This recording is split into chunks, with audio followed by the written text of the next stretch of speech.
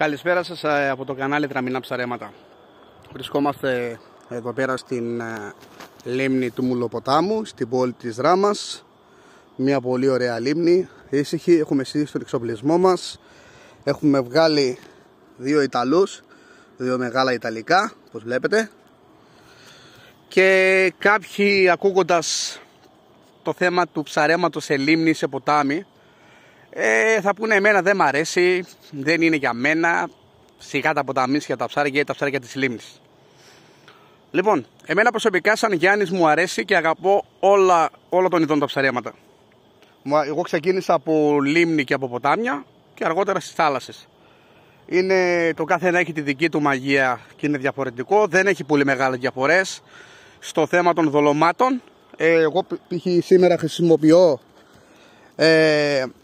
καλαμπόκι και έχω φτιάξει και μια άλλη τροφή εδώ πέρα δικιά μου, η οποία είναι στην ουσία είναι καλαμποκάλευρο, σιμιγδάλι καλαμποκάλευρου, το οποίο το βράζω με νερό. Ίσως σε κάποιο βίντεο να δείξουμε λίγο πως γίνεται το συγκεκριμένο δόλωμα.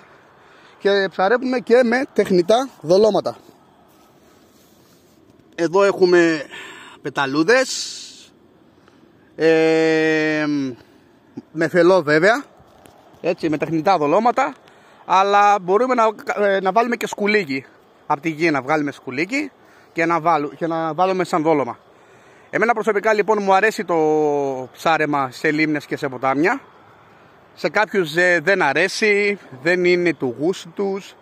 Παρ' όλα αυτά έχει και τη δική του μαγεία αυτό το ψάρεμα. Πολλές φορές έχω πάει και δεν έχω βγάλει τίποτα, δεν με απασχολεί.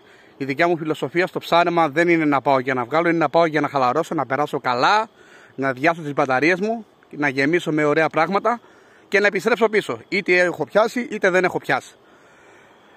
Και ήθελα απλά να κάνω έτσι ένα μικρό βιντεάκι για το θέμα ψάρεμα λίμνη ή ποτάμι ή θάλασσα. Εγώ τα προτιμώ όλα, όπως είπα πολλές φορές και έγινα κουραστικός. Εγώ τα προτιμώ όλα και μου αρέσουν όλα. Παρ' όλα αυτά θα ήθελα να μου πείτε και τη δική σας γνώμη, τι ψάρεμα σας αρέσει και για ποιο λόγο σας αρέσει το οποιοδήποτε ψάρεμα. Αυτό ήταν το βίντεο από το κανάλι μας Τραμινά Ψαρέματα. Καλή συνέχεια. Αυτή είναι η λίμνη του ωραίου Μουλοποτάμου στην πόλη της Δράμας. Μέχρι το επόμενο βίντεο, καλή συνέχεια.